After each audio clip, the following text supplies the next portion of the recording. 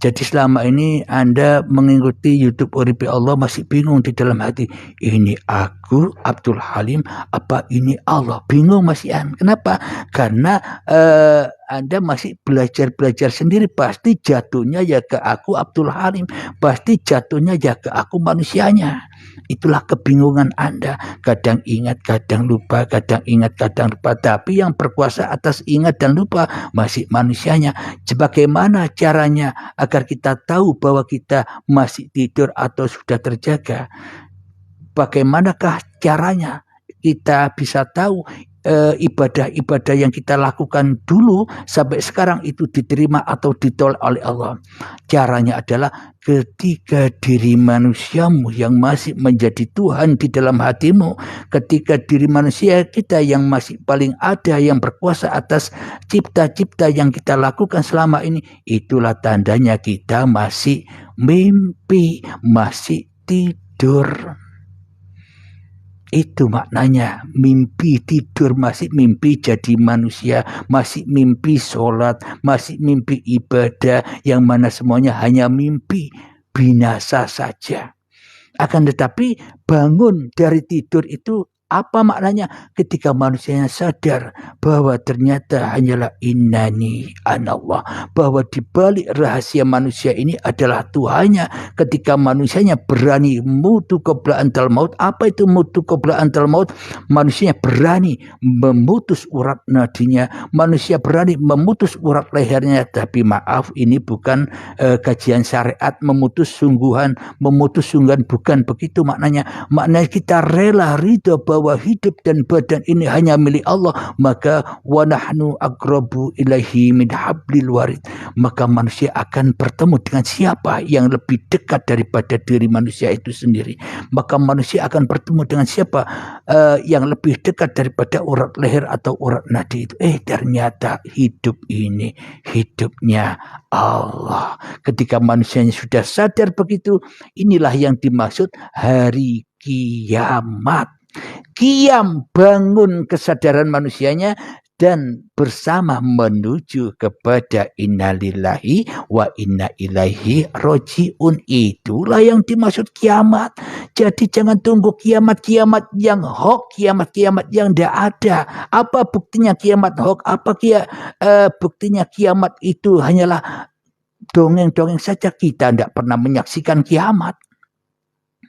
Orang-orang zaman dahulu yang ditunggu-tunggu kiamat, toh kiamatnya tidak datang-datang. Bagaimana mungkin kita meyakini apa yang tidak nyata bagi kita? Jadi hakikat kiamat itu adalah di dalam dada. Seluruh cerita yang ada di alam semesta ini sudah dirangkum di dalam sini.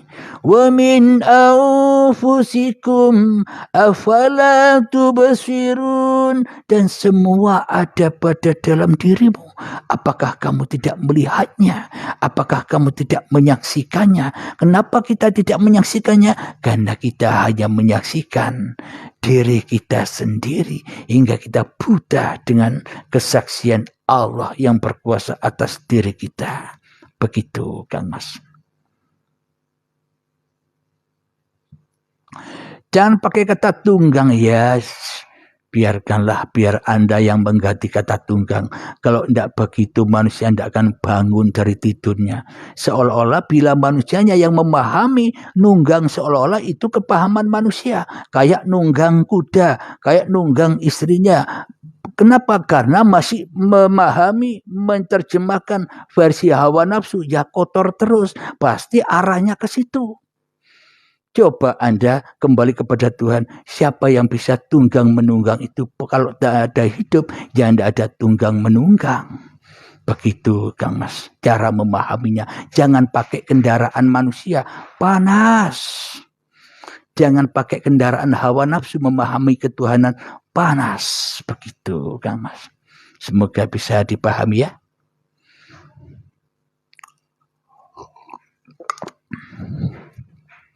Makanya dikasih judul yang aneh-aneh itu supaya Anda berani melawan diri Anda sendiri. Bila judulnya monoton saja, ya Anda tetap terlelap tidur, tidak bangun-bangun, tidak ada yang gugai, tidak ada yang bangunin. Alhamdulillahirabbil alamin. Jadi memang saya di sini hanya diutus menyampaikan saja. Babakan paham dan tidak paham bukan urusan saya. Paham tidak paham sesuai diri Anda masing-masing. Anda rela tidak dengan kenyataan ini. Anda rela tidak bahwa sebenarnya Andalah kenyataan Tuhan itu. Bila Anda tidak rela, maka Anda tetap menjadi kenyataan setan. Bila Anda rela, Anda tetap menjadi kenyataan hawa nafsu yang masih berasa jadi Tuhan. Apa bedanya dengan Dajjal? Apa bedanya dengan Fir'aun dan sebagainya. Jadi kisah-kisah yang ada di kitab-kitab suci itu sebenarnya itu semua kejadian diri kita sendiri, gambaran diri kita sendiri, begitu.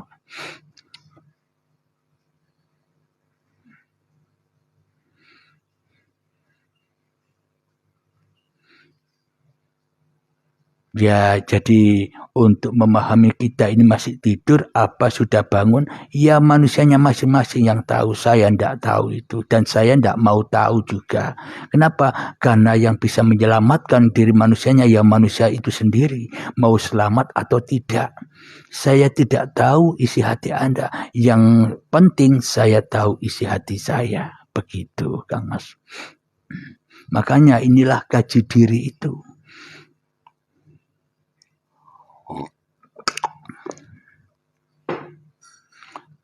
Pukulnya 7.23. Silakan yang mau bertanya.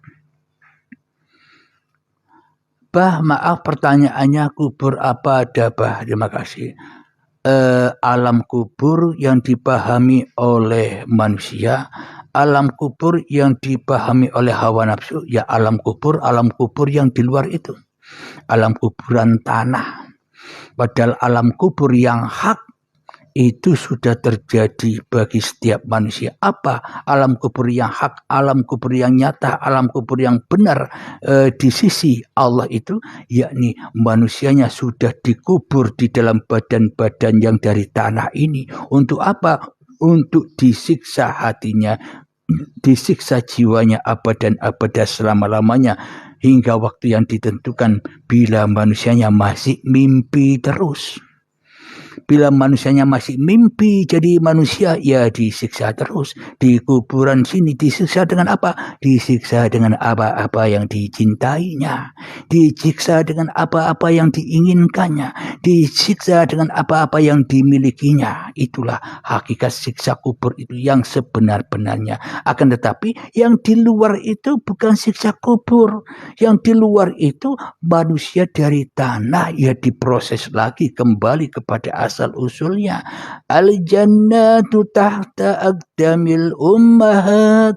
Surga itu ada di bawahnya telapak kaki ibu. Bukan di telapak kakinya. Tapi di bawah telapak kaki apa? Tanah. Jadi orang-orang yang sudah meninggalkan keakuan dirinya, orang-orang yang sudah meninggalkan badan-badan yang diaku-aku sebagai badan miliknya, berarti manusianya sudah meninggalkan pengakuannya kembali kepada Tuhannya. Bila sudah kembali kepada Tuhannya, surgalah tempatnya. Mana surganya badan? Tanah dari asal usulnya. Mana surganya hidupnya? Hidup yang kembali kepada Allah yang tak bisa lagi diaku-akui oleh manusianya. Begitu, Kang Mas.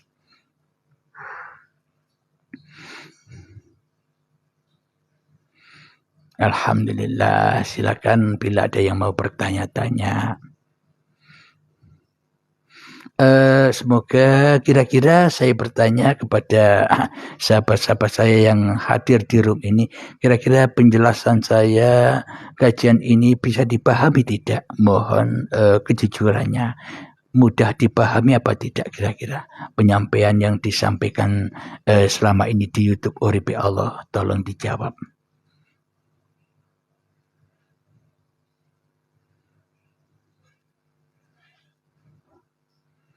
Alhamdulillahirabbil alamin.